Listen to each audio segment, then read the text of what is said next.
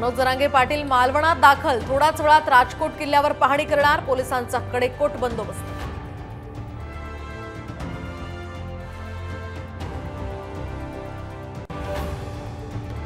महाविकास आघाडी आणि भाजप आज आमने सामने, विरोधकांचं मुंबईत जोडे मारो आंदोलन तर भाजपची राज्यभरात आंदोलन।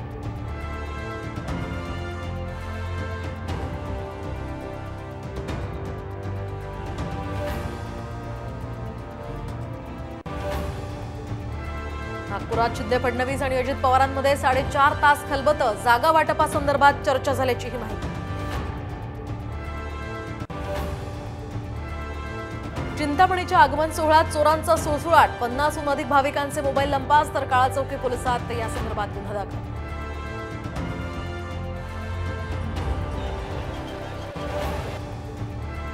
आणि गर्भधारणेसाठी 5 पैकी 3 महिलांना पडते IVFची गरज, आरोग्य संस्थेचा धक्कादायक अहवाल।